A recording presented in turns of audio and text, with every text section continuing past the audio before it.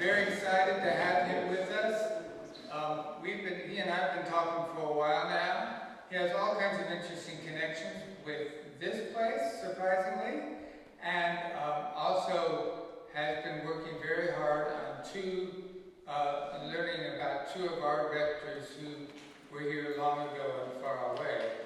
And as you know, I think they're the Reverend Stringfellow and the Reverend Cook.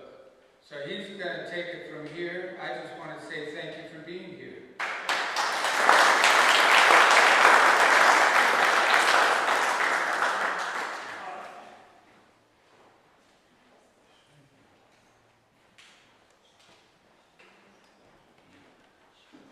Testing, how's that? Okay.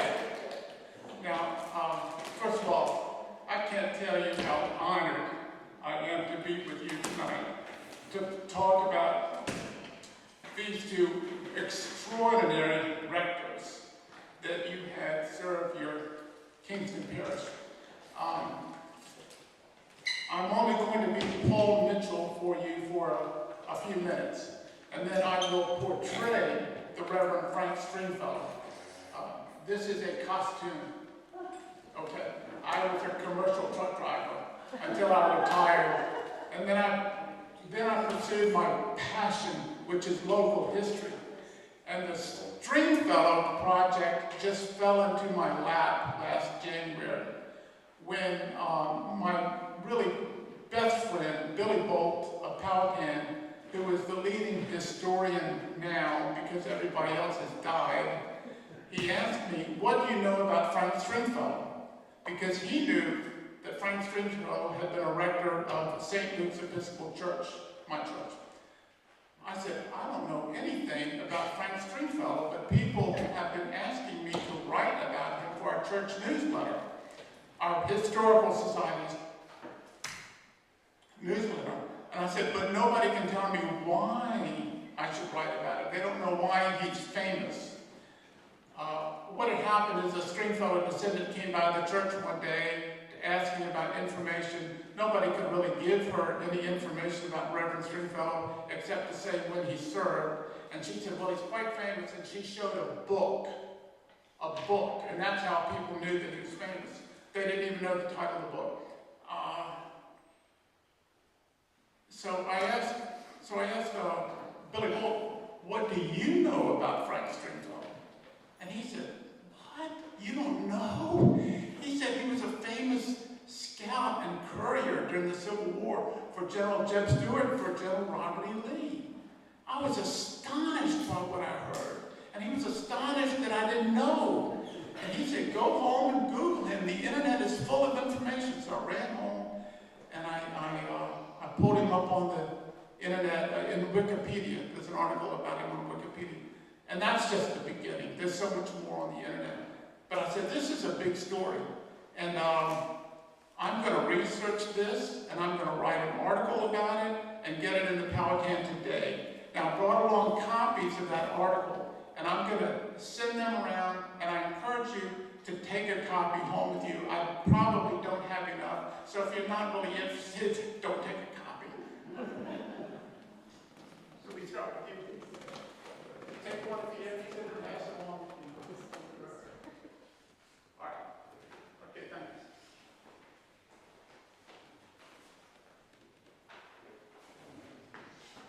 So that's an article that I spent basically 5 months of research on Frank Stringfellow, which was published in late June.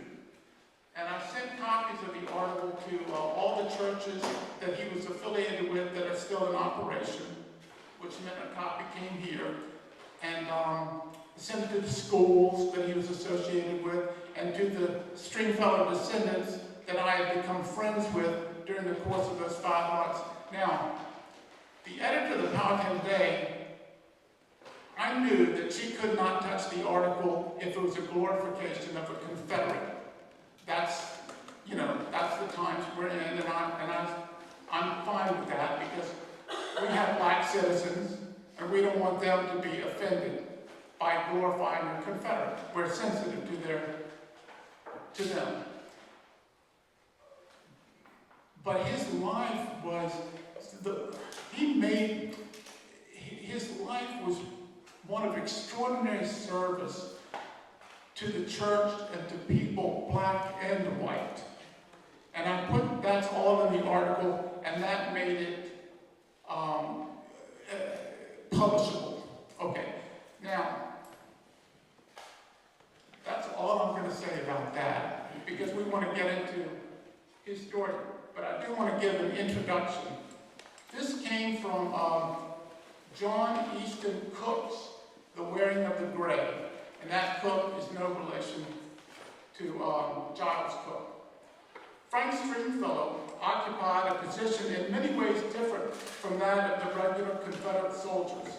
Often going alone on secret missions, he was entirely on his own, as there was no one near to give him orders. He depended for success on the quickness of his eye, his hand, that kind of hand, and his wits. He was silent in his movements, low-toned in his speech, moderate in his habits. Usually he knew every road and path in the country where he scouted. He slept rarely in houses, preferring the woods. He would flank enemy pickets, penetrate to their camps, learn their number and position, and was always on the lookout for stragglers from whom he could learn their plans. If he could not flank the enemy pickets, he would charge them. And if he could not glide through the lines, he would fight through. When he related his adventures, he did so with a laugh, seeing the humorous side of affairs. His life seemed chiefly attractive to him because of this side of it, and he jested about his perils with a gay spirit that was one of his greatest charms. He had escaped from deadly peril, fooled the foe, then entertained his friends around the campfire with a humorous recital of the happenings.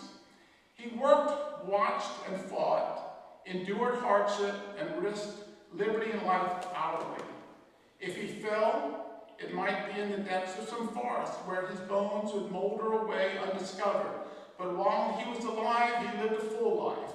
He loved his work and gave to the cause a piercing eye, a ready hand, and a daring soul. For his often invaluable services and his risk of life night and day, if he received nothing, he was perfectly content.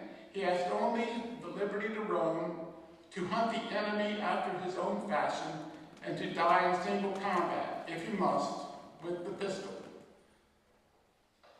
With that, Reverend Stringfellow, the audience is yours. All right. Welcome, brothers and sisters. Thank you for coming out to hear me tell the story of my life.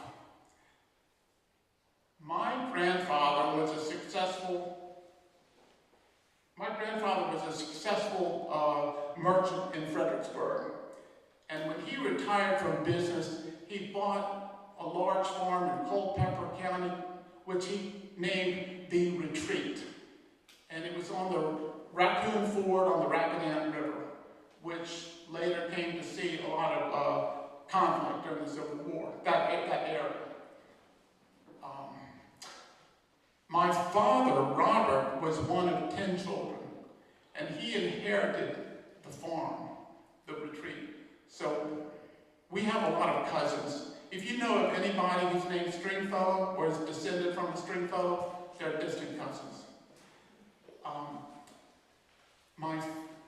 There was a man I want to mention. His name is George Campbell. He was born free, but sold into slavery by an uncle at a young age, which couldn't possibly have been legal. My father acquired ownership of George Campbell. He was 17 years older than I was. My father died when I was 2 years old. And George Campbell, up until that time, he had been farmed out. And so he received wages for his work from his employer, and my father received a portion of those wages. But when my father died, my mother needed George Campbell to run the farm, which he did. And throughout his life, never was a discouraging word said about George Campbell. He married at the age of 25 a woman named Felicia, who already had 4 children. And she ran the inside of the house.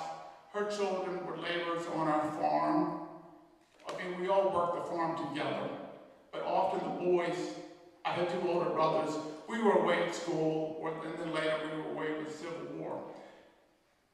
When George Campbell died at 75 in 1898, there was a 2-column page article in the Culpeper Star Exponent and in the Alexandria Gazette that was titled, "Noteworthy Man Dies."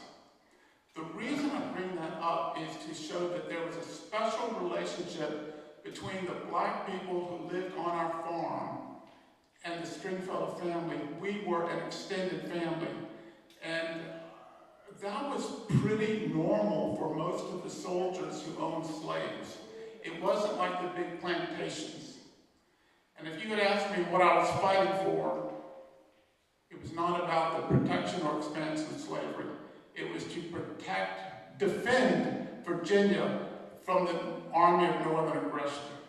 We perceived them as the heel of a boot that was trying to smash us. All right, so I wanted to clarify that. Now, I started out my education in the Charlottesville boarding school and finished at Episcopal High School in Alexandria. I have since learned from Paul Mitchell that the tuition there is $72,000 a year, which is insane. I don't know what's with you people. $72,000 a year. Okay. When the war broke out in 1861, I was teaching Latin. By the way, I was born in 1840. I didn't mention that. So I was 20 years old when the war broke out. I was teaching Latin and Greek at a girls' school in Nuxtemby County, Mississippi. And I rushed back by rail to enlist because we all thought that this Civil War was going to be one great big battle that the South would win and that we would be the Confederate States of America, having left the United States of America. We thought in one battle, it was going to be a short war. I didn't want to miss out. Well, I got turned down by 4 units of cavalry. I wanted to be in the cavalry. Got turned down by 4 units because they said I was too small. I was 94 pounds and a little over 5 feet tall. Okay, so I went home to the retreat and my mother helped fatten me up. I got my weight up to 110 and I said I'm going to give it one more shot to try and enlist. And I went to the Powhatan troop, which was encamped near the retreat. Well, it was in Culpeper County. But I felt like I had to have a scheme. I had to do something dramatic to prove that I was as good as they were, so that I wouldn't get turned down again. So I tied my horse up in the distant woods, and I crept into their lines, and I took one of their pickets hostage. And I had my gun on him, and I said, "You're going to call the picket to your right, and you're going to call the picket to your left to come to you. And you're going to do it real regular like, or you'll be sorry." So I hid behind a tree with my gun on him and waited. And when the 2 pickets joined him, I stepped out from behind the tree and I took all 3 of them prisoners. I took their guns and I marched them at gunpoint to their camp and to the commanding officer's tent, who was Captain John Lay. And Captain Lay said, "What's the meaning of this?" And I explained to him that I'd already been turned down by 4 units of cavalry, and I wanted to join his, and I wanted to prove to him that I was good as his men were by taking 3 of his pickets captured, prisoners. He acquiesced, he agreed, and he let me join. He did say, "What if one of my men had hollered an alarm? Would you have shot them?" And I said, "No, sir." I would have said, "Hey, can't you take a joke?" I said, "My guns weren't loaded." Now, the Powhatan troop was no ordinary troop. It had been in training for 2 years prior to the war by Colonel Philip St. George Cock of Belmead Plantation in Powhatan, who was a West Pointer class of 1835. He really took care of his men. He had a lot of money. And so these men were in beautiful uniforms that had everything they were supposed to have, and they all had good horses.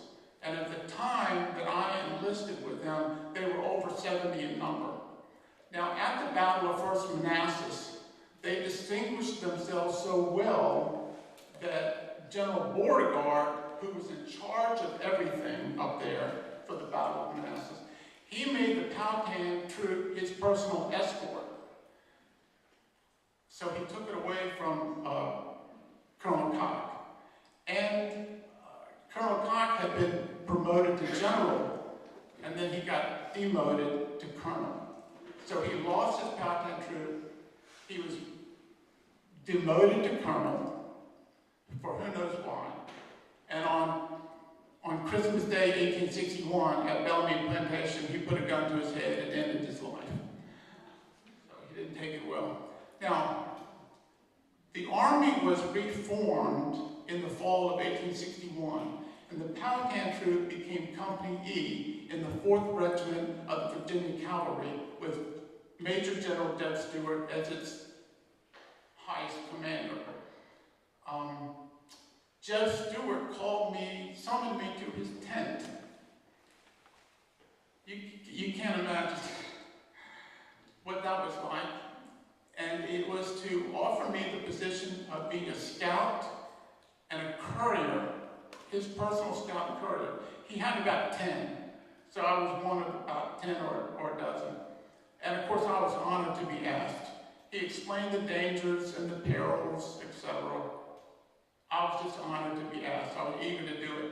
I think that what caught his eye is that I was built like a racehorse jockey, being so small, and that I could really ride fast and well. So this is a quotation I'm going to read from Confederate Scout. I was only a private soldier for a great part of the war, and but a boy. It could not be expected that I should have done very much or known very much. What I have to communicate is almost entirely from memory. My efforts to keep a diary failed because it was often lost to the enemy.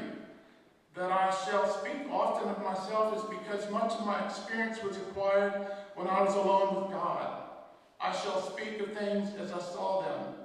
I was what is called in military language a scout in the Army of Northern Virginia. I began by running the gauntlet at Manassas and passed our pickets before I attempted the enemy's. Then I ventured out of our lines little by little until I was home in the Northern Army. General Jeb Stuart ordered me to report on detail for special duty as a scout, but also as John Mosby, who later became a partisan. My business was to get information, but my taste and tempting opportunities often led me to assume the character of a partisan. I often indulged in capturing picket posts, engaging in raiding parties on wagon trains, in delaying the march on an advancing column, or in seeking to surprise lightly guarded generals at headquarters, where they felt secure from attack. Now, when I would go out on a scouting assignment, I had to pierce picket lines of the opposing force.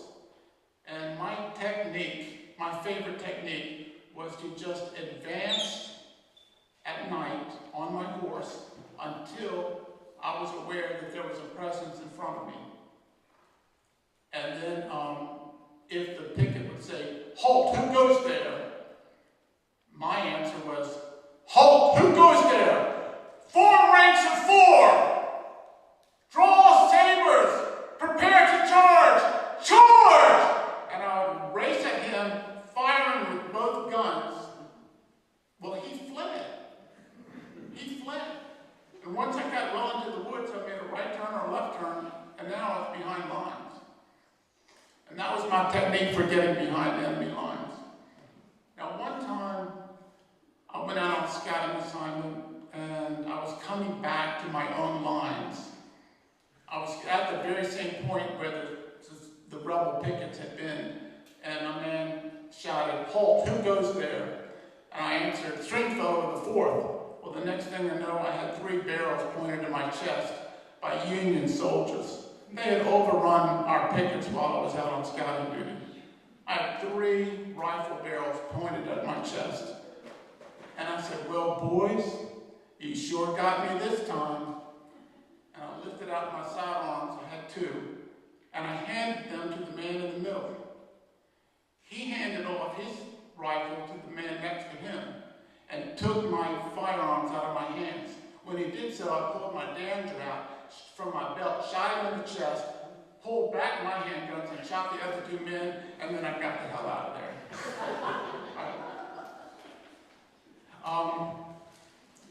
One time, I had been scouting all night long, and I found a deep thicket in a remote place.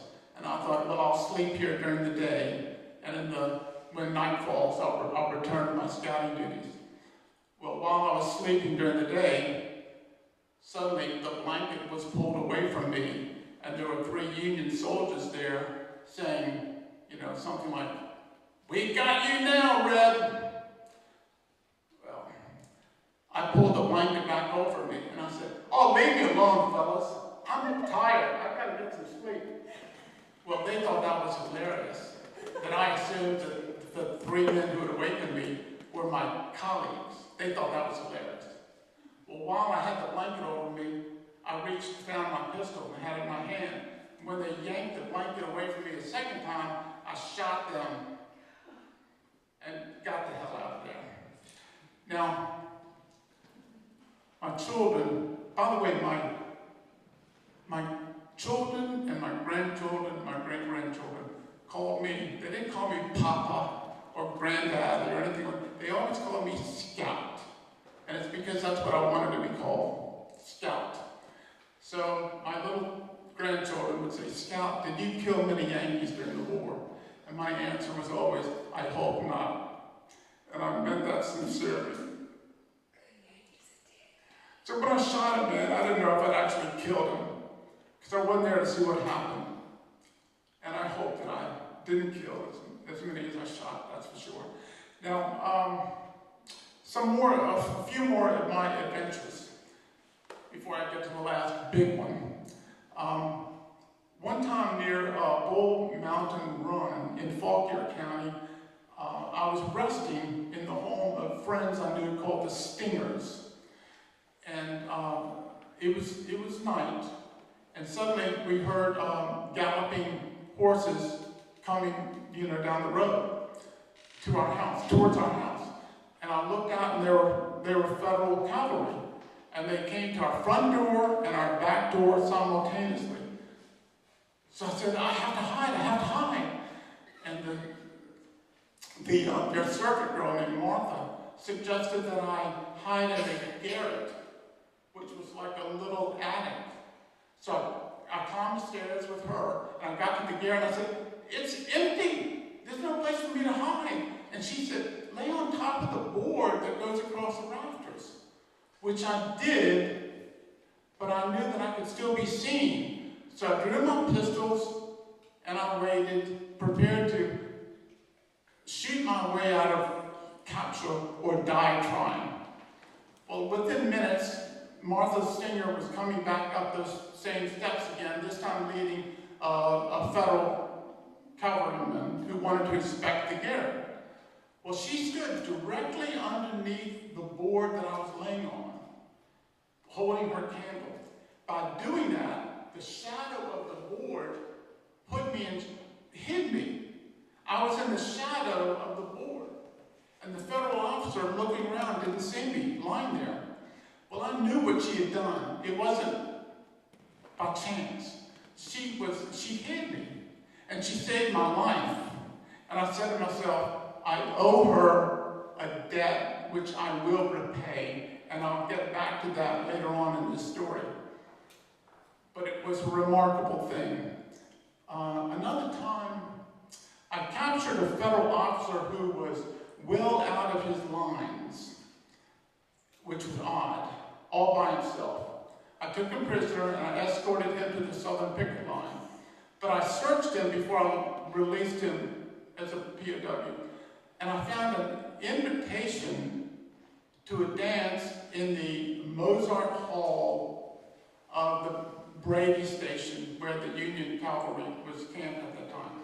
An invitation to a dance, and it was addressed to Sally Marston, whom I knew. And I asked him what was the meaning of this invitation. He wouldn't tell me. So after I released him, I went to Sally Marston's home. And I said, I captured this Union officer. He had this invitation. Were you planning to go to this dance? And she said, oh no.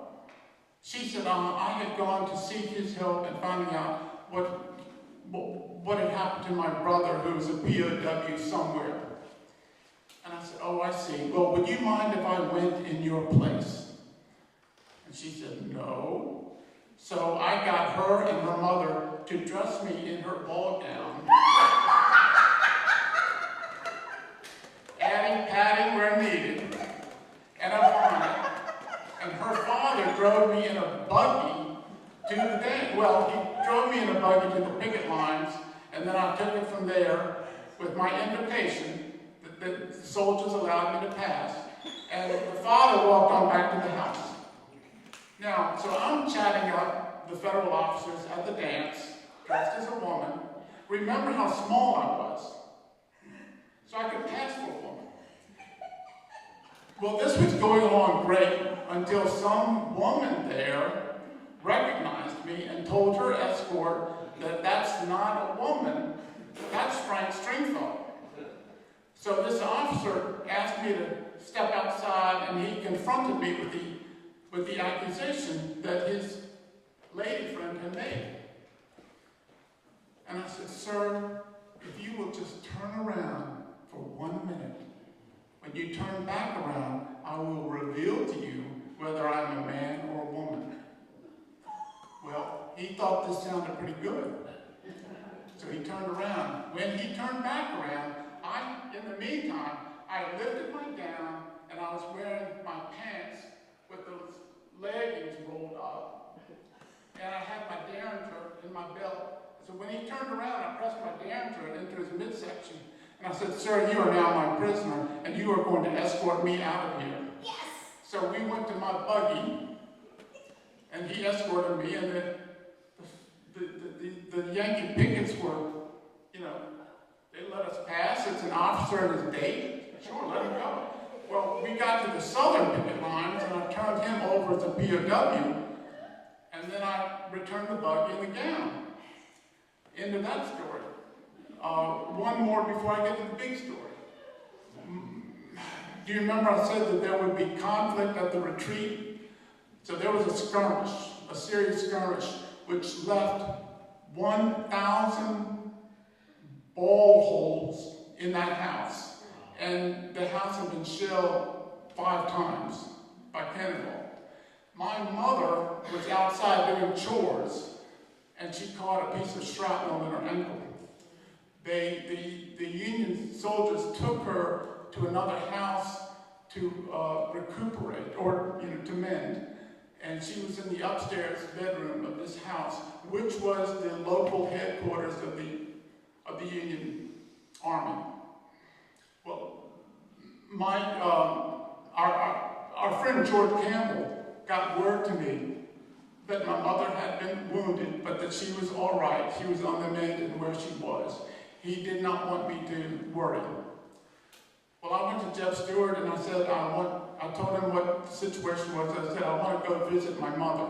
Now keep in mind, she's in the 2nd floor of a house that is occupied by the Union Cavalry. It's their headquarters. And I'm telling Jeff Stewart, I want to go visit my mother.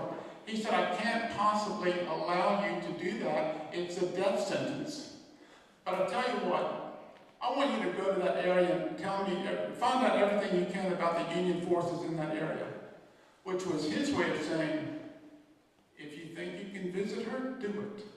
But I'm not going to order you or give you permission to do it. You're going to have to do that on your own.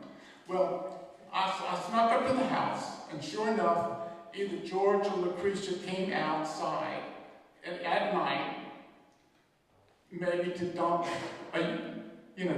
urine. Who knows?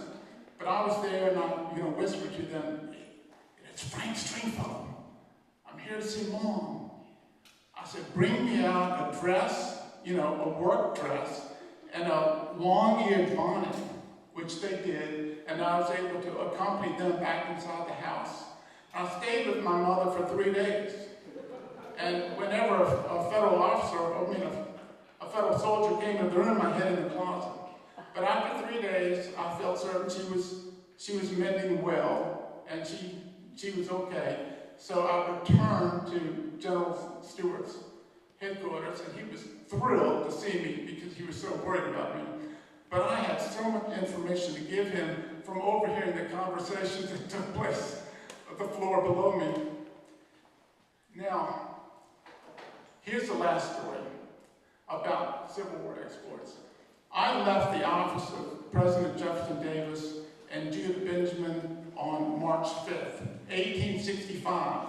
There's only a little more than a month left in the war, but we didn't know that. But it was grim. And I was being sent on the most important, dangerous assignment ever. I feel like I'm missing a word in there. Now, I've taken oaths of secrecy, and I've honored those oaths. Paul Mitchell has done a lot of research, and he has a theory about what my assignment was. I was to go to Washington as a spy, again. I can neither deny nor, I can neither claim that this is true or not true. It's Paul Mitchell's theory, but I'll share it with you. Other historians have agreed with him and have written books about the same thing. If you were like me when you were in high school, well, that's Paul Mitchell speaking, excuse me. John Wilkes Booth was not a lone wolf, as was often taught in schools. He was part of a Washington spy ring of Southern sympathizers, and he was a leader, maybe not the ultimate leader, but a leader of the Washington spy ring. He had a plan to take Abraham Lincoln hostage and get Abraham Lincoln back to Richmond. As foolhardy as that sounds on the surface, it was actually very sound.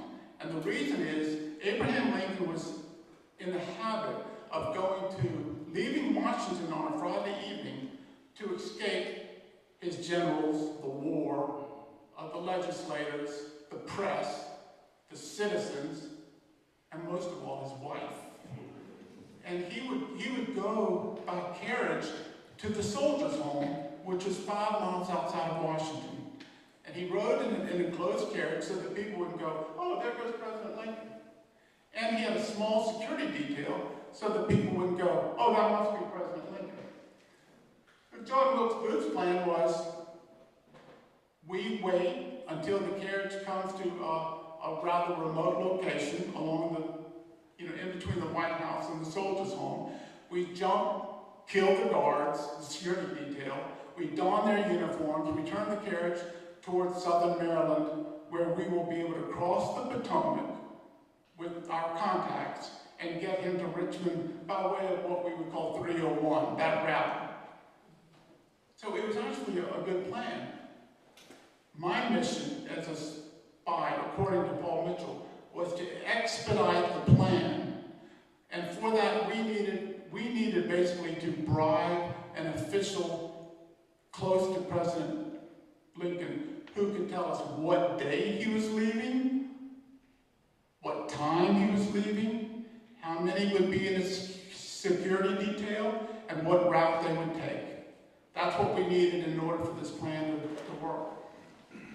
So I had money to bribe an official, and I arrived in D.C. the day after the inauguration.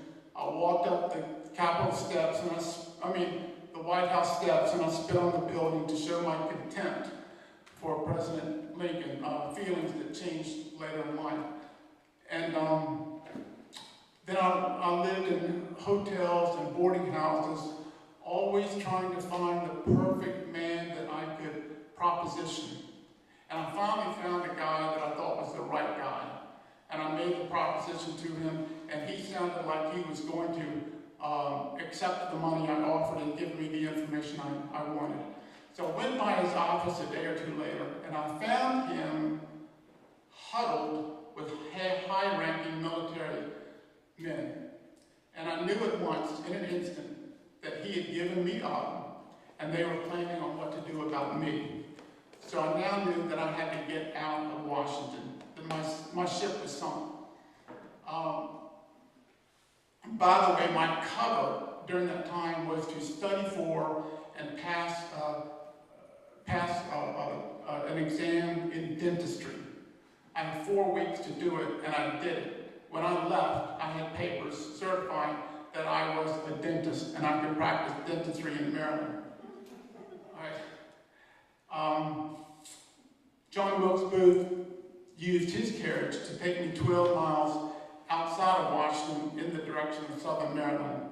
From there, I got a carriage of my own to take me further. Well, we were halted by, I guess you'd call it a security, at a security checkpoint. They took charge of my carriage.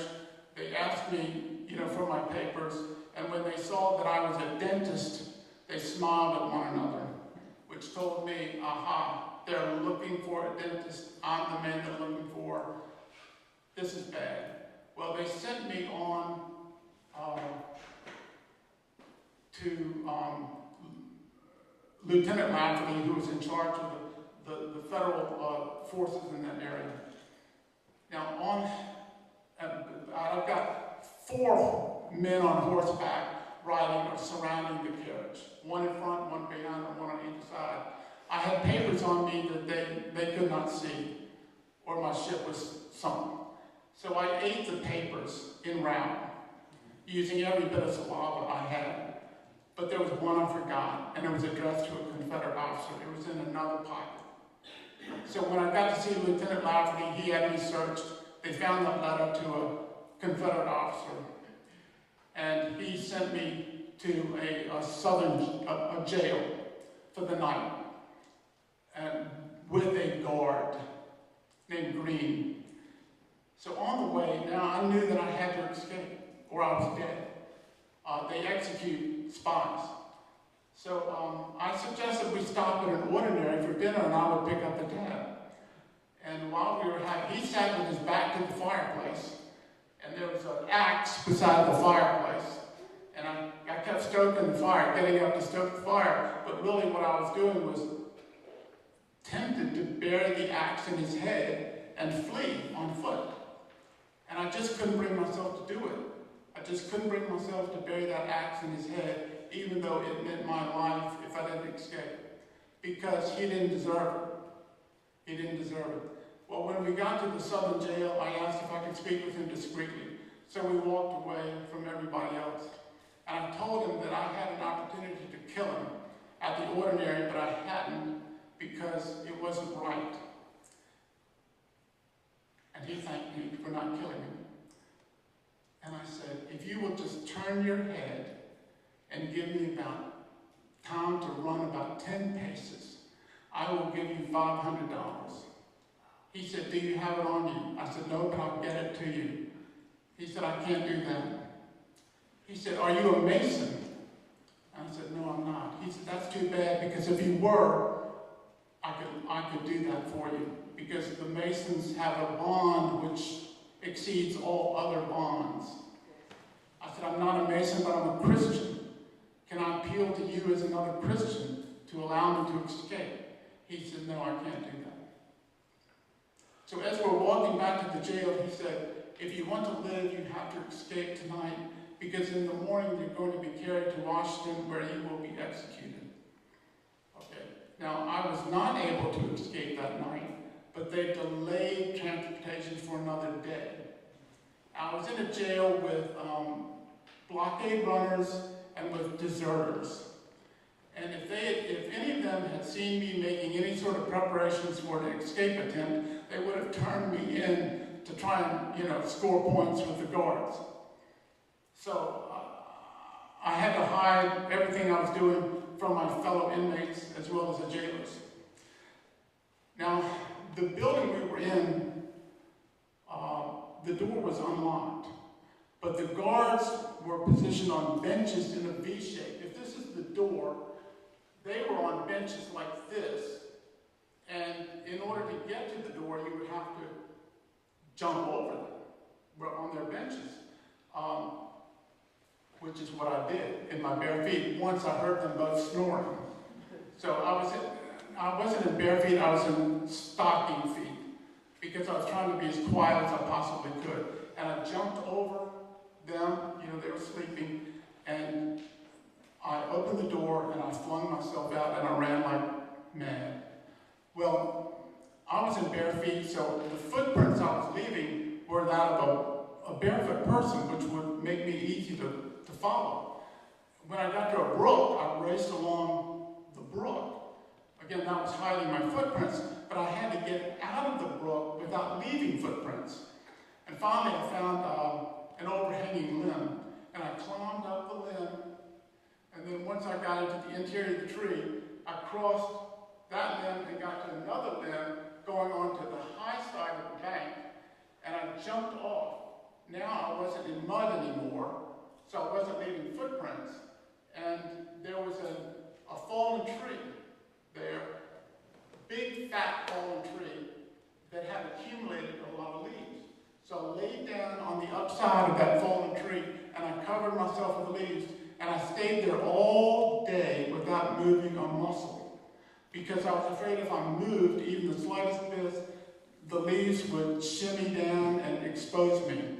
And then I heard the men walking by, riding by all day long looking for me. When night fell, I took off. And it took me 21 days to cross the Potomac River. When I got to the other side, when I got to Virginia, I learned that Lee had surrendered, Lincoln had been assassinated.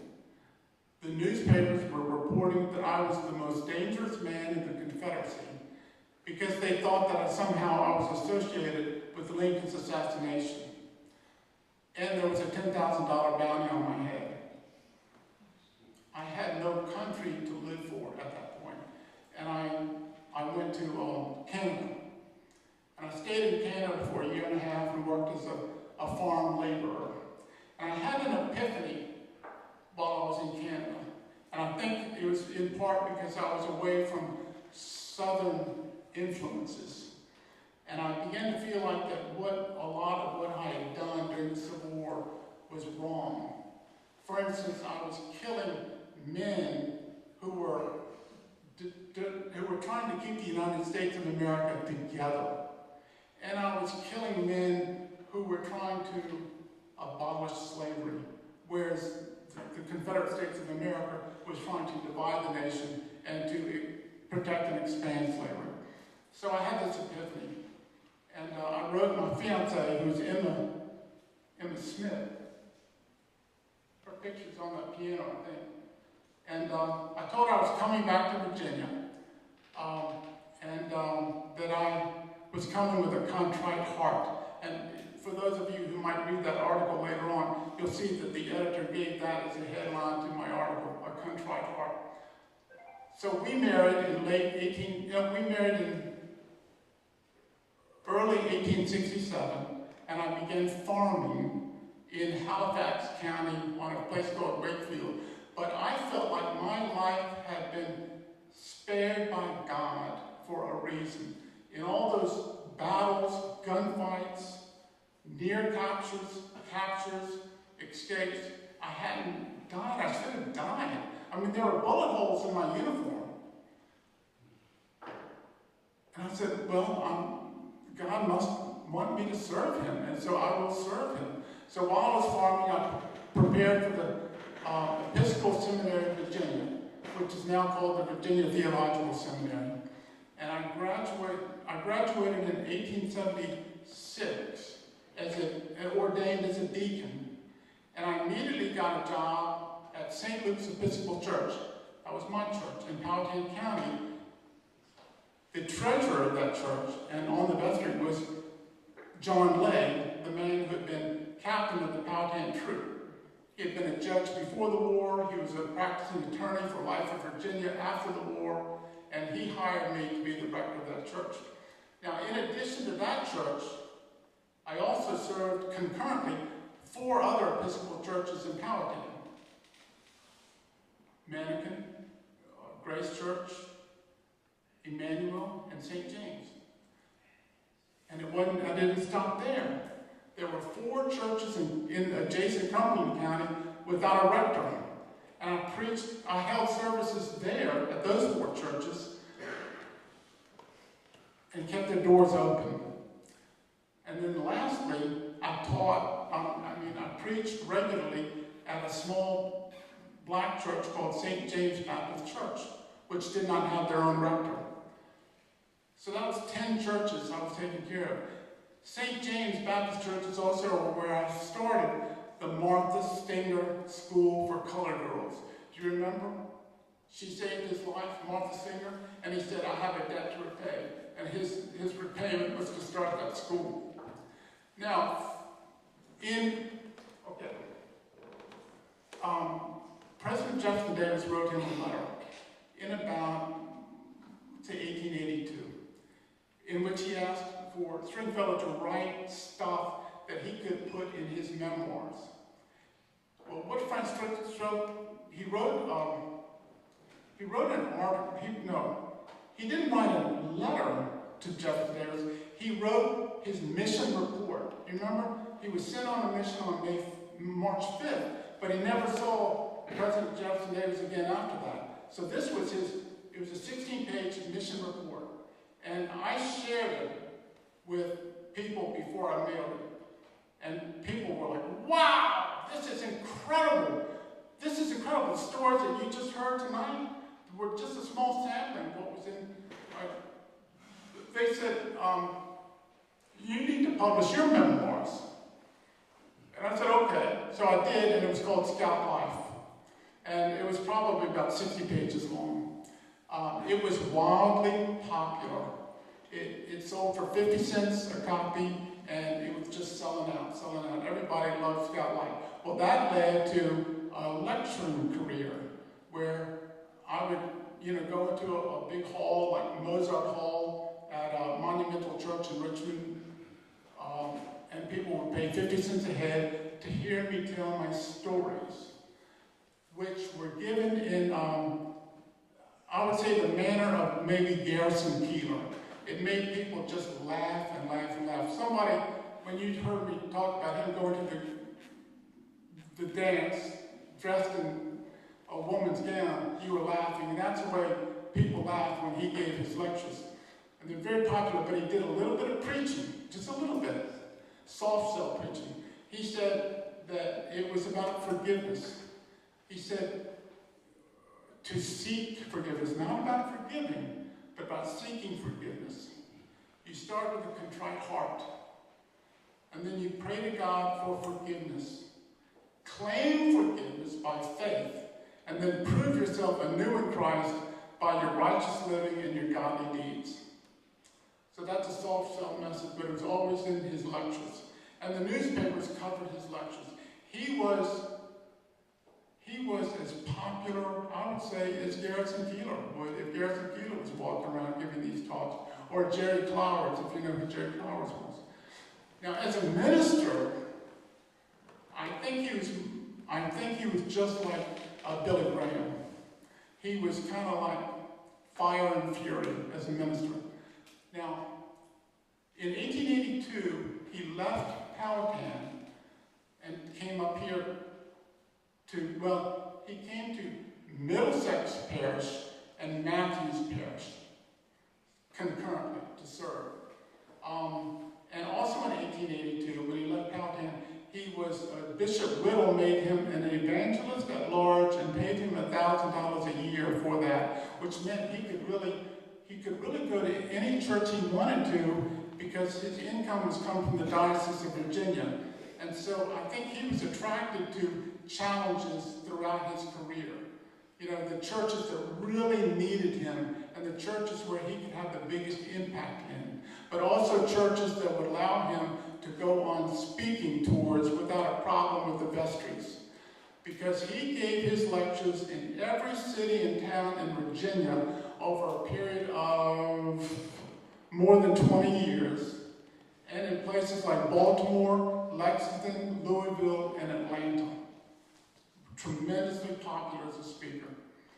Now, he came here, and I don't know much about his time here, but he he left in 1888 to go to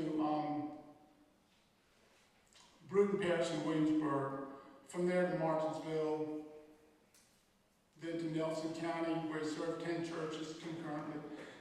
There's just one more thing I really want to mention about him before I start talking about Reverend Major Giles Cook. And that is that in 1898, his oldest son, Martin, said he wanted to join the army to fight in the Spanish-American War. Well, Frank Stringfellow knew what war was about. War is hell. And so he wanted to go with his son as a chaplain to serve in this war. And he was turned down because he was 57 years old. Well, he wrote a letter to President McKinley in which he described that during the Civil War, as a spy in Washington, he was trying to overhear what General Grant was saying to the person he was standing next to. And he found himself directly behind General Grant. And he could have shot General Grant in the back, which would have pleased a lot of Confederates if he had done that. But he didn't, because he said, I don't shoot men in the back. And I think that was his way of letting President Grant know, because he had written President Grant and told him this, that he had nothing to do with Lincoln's assassination. Lincoln was shot in the back of the head.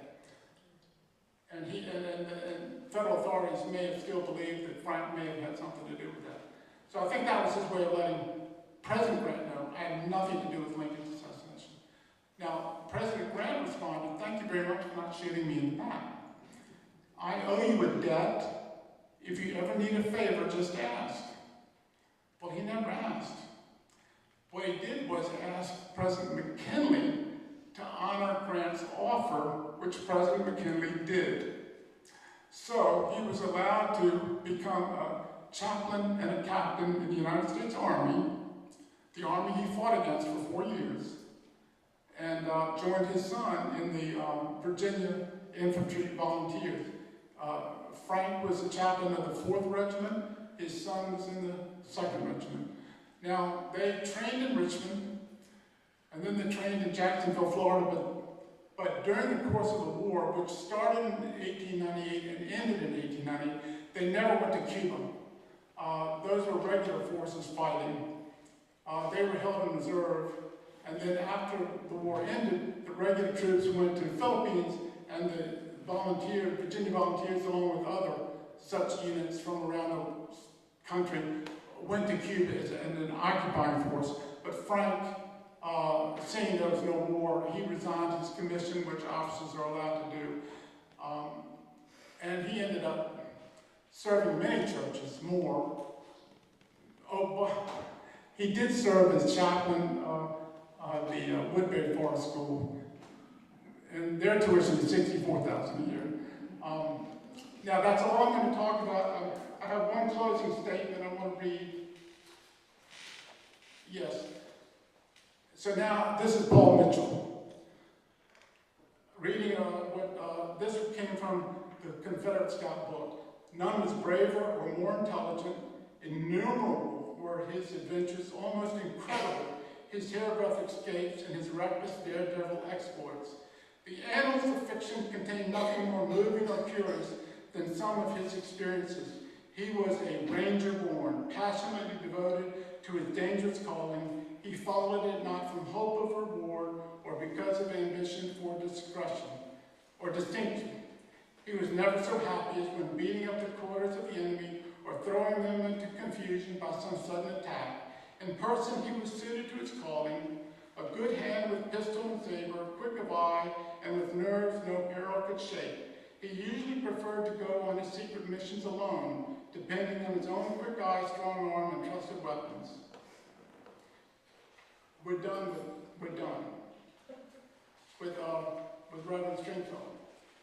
All right, now, let's talk about Reverend Giles, Reverend Major Giles Faulkner Cook. He was born 2 years before Frank, in 1838, in Portsmouth. And his education started at Norfolk Military Academy, and and one of his best friends there was William Taylor, who they would go to VMI together later. Now, Mr. Cook got thrown out. He got expelled from Norfolk Military Academy. So he finished up his pre-college studies at Fleetwood Academy in King and Queen County, and he entered the VMI class of 1859, as did his friend Walter Taylor. If I said William Taylor, I meant Walter Taylor. He got expelled from VMI once, got reinstated, got expelled again, got reinstated. So he was a bad boy. I mean, he's just a bad boy. Now, after his diploma was already signed, so let's say he's a day away from graduating, he has an argument with one of his professors about the grade he had received. An argument that was apparently so noteworthy that, I'm talking about it now. The professor was Thomas Jackson, who later became Stonewall Jackson. That's who he's arguing with about his grade, but his diploma is already a real thing. Okay, now, he started practicing law in Petersburg, and then when the war came out, the first thing he did as a rebel, as a private, was to attack Fort Norfolk, or Norfolk Fort, and steal, that's probably not the right word, but confiscate 8,600 pounds of gunpowder, which he sent up to Richmond by way of steamboat. And I got a feeling he was on that steamboat, because he next pops up visiting Bellmead Plantation in Powhatan to see Colonel Philip St. George Cott, who was a kinsman. And Colonel Cott made him a lieutenant in his staff. Well, when Beauregard took over, he took Cott and made him one of his staff officers. All right? And altogether, he was never, throughout the Civil War, he was not a staff officer for a general. He started out with Beauregard, he served General Sam Jones, he served Braxton Bragg. He saw all kinds of stuff. He was there at the Siege of Charleston, he was there at the Battle of Chattanooga, he was there at Shiloh. And towards the end of the war, he was, this is like the fall of 1864, he was in Petersburg, serving again on the staff of General Beauregard again. Now, he kept a very, very precise diary throughout the Civil War. And I was able to read excerpts from the fall of 1864 and from the last few days of the war itself. And I was amazed really by what he read, because he was an assistant adjutant general and an inspector general. And what I thought was his duties were very much like a courier and a scout, except that he was within his own lines, unlike Stringfellow, who was always outside, But he inspected our fortifications. When I mean southern fortifications. He just inspected everything. Wanted to see how good everything was, and he was paying attention to what the enemy was doing, and he was talking to commanders and getting their verbal reports, and then he would go to his own General Beauregard and to General Lee, who was 17 miles north of Richmond, and give these verbal reports on all this information that he had acquired. And in his diary, he just mentions that I gave a briefing to General Lee. He didn't go into detail, but he was incredibly active. And it seemed to me most of it was all verbal, not written. And maybe it's because it was coming too fast. When they fled Petersburg, in, I guess, early April, he was wounded at the Battle of Sailor's Creek. He took, I think, a shrapnel to the ankle, and he lost his horse and his equipment. When Lee departed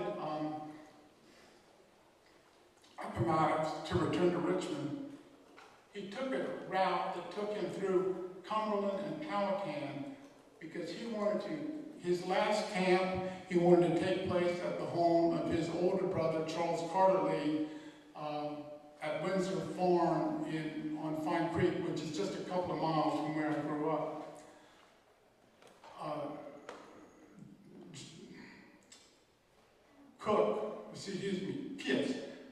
Giles Cook was in an ambulance, which really meant a wagon, with that party. But when they got to Belmead, that's when Cook went on to be fully healed at Belmead, which were kinsmen to him. And this is from his diary. It's the last entry in his diary. Written Tuesday. It cannot have been written on Tuesday, April 11th. That's a typo. All right, broke up our camp and left for Belmead and Richmond about 6 a.m. I reached Belmead on Thursday morning, April 13th, and the general and the rest of the staff kept on to Richmond. Actually, they went to Windsor Farm, the home of Charles Carter Lee. Farewell, war. Farewell, general. Farewell, brother staff officers and companions in arms. I am now a citizen slave, and what will become of me and the people of our Southland, God only knows. Thus ends the diary that I have kept since the commencement of the war. Now, he started immediately teaching school in Petersburg. And they founded, he and a man named Thomas Hume founded a school called Big Oak. Now, the federal government required Virginia to rewrite its constitution to allow freedmen all equal opportunities that the white men enjoyed. And that involved the educational system. So the very first public high school in Virginia was in Petersburg, and well, he wasn't a reverend yet. Giles Cook was its first principal. 2 years later, it became a high school. He continued to be its principal. He started teaching Sunday school classes for blacks at 2 churches in Petersburg while he was studying for the ministry. He did not have to go to a seminary. I don't know how he was able to pull that off. I guess it's the bishop needed him and wanted him to do this. I think the Episcopal Church was very, very interested in these unchurched, uneducated black citizens and wanted to incorporate them into the Episcopal Church, and was willing to raise money to provide educational opportunities. I think the Episcopal Church was very, very hot on that concept and didn't give up on it until the Depression era. There aren't very many Episcopal black churches that I'm aware of. Blacks seem to prefer Baptist churches, from what I've seen. And having gone to Baptist and Episcopal, I understand. All right, now, Baptists just to have fun. All right, so he started this school, and he became a minister. I mean, first of all, he became a deacon. I'm thinking about, gosh, I got it here. He became a deacon in 1871. He became a rector in 1873. And he was a rector of both a white church and a black church in Petersburg. The black church was St. Paul's.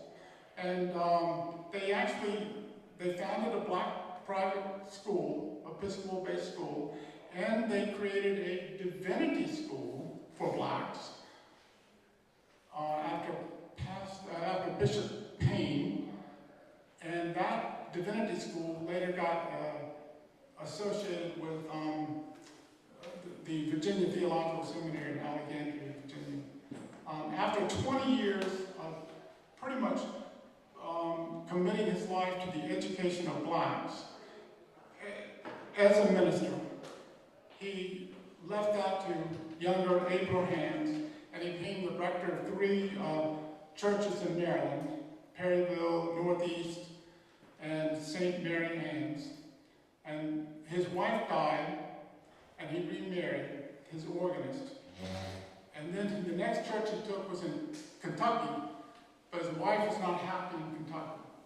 So they moved back, and when they did, they came here in 1904. And he was the rector here until 1915.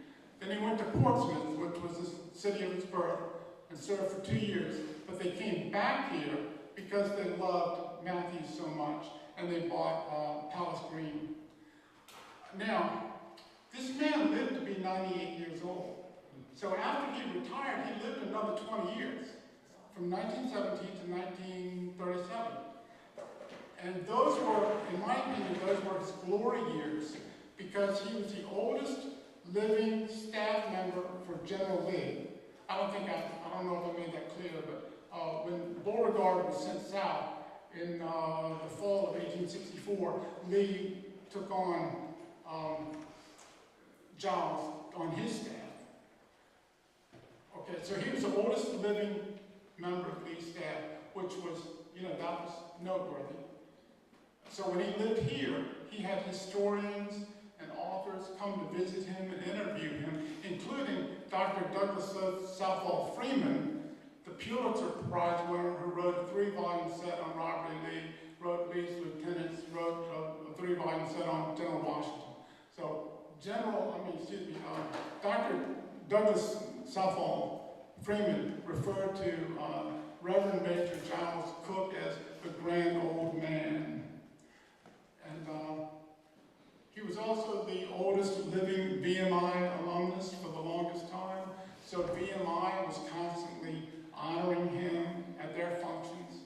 And he was a lifetime appointed chaplain general of the United Confederate Veterans. So anytime they had a gathering, such as for a reunion, he was always there to give the benediction.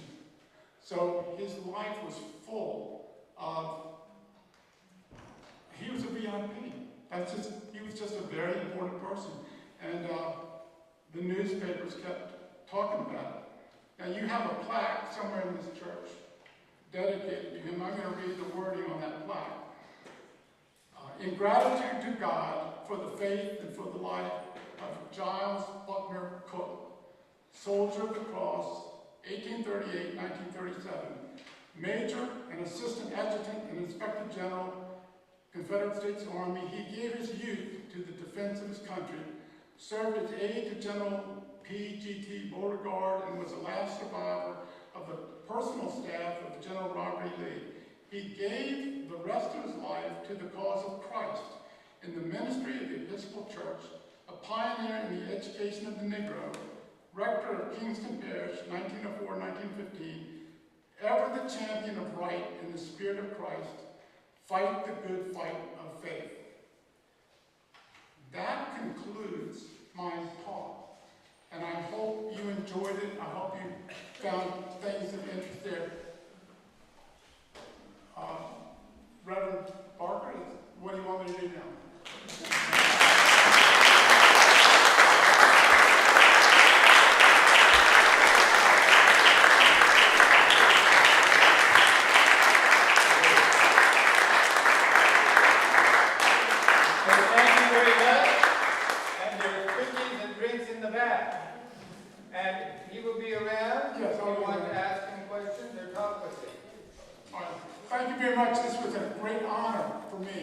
Be here.